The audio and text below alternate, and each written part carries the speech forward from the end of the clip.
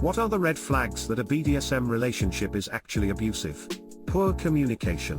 Ignored or brushed off attempts at communication. Limits being ignored. Someone saying they have no limits. Emotional manipulation. Persistent negative feelings. When the dom refuses to listen to the sub outside of scenes where that is desired, C2 cutting off vanilla friends. When the safe word is ignored.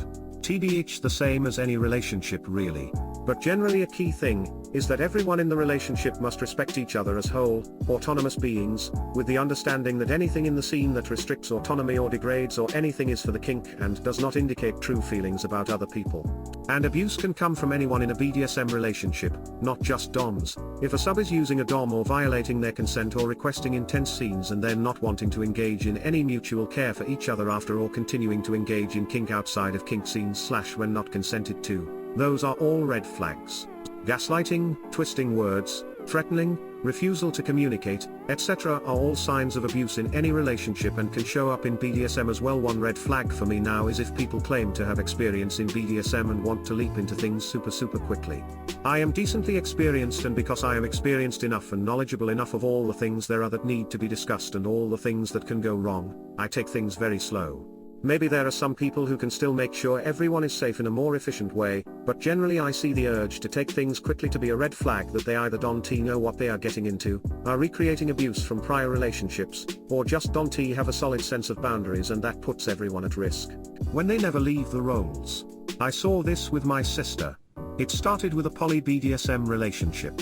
Then he put them in collars and locks, but only if they agreed to his rules. Rules started out reasonable enough given that aspect of their relationship, but quickly progressed to include things like their chores around the house, when they could eat, perform daily hygiene tasks, etc. After that, it progressed the way a normal abusive relationship does. He started controlling them and their children, got the other woman, not my sister, fired because he refused to let her work without him sitting in the parking lot watching her, rekindled their drug addictions, and alienated them from their families. We were able to get my nephews out and to their father a few months ago when they told us about him refusing to let them sleep at night. The women work graveyards, he doesn't work at all, and he wanted the boys to be on an overnight schedule too, by hitting them awake and making them stand in the cold, only feeding them once a day, punishing them for getting into things by denying even that food, and choking them when they cried.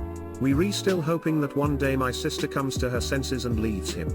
I am not sure if she ever will. The family is hated because we helped the boy's dad get custody after my sister refused to leave the man she's with after being told of the abuse. She's in an area she has no support in except for the man and woman she's with, and my biggest fear is that, even if she eventually wants out, she won't come to us.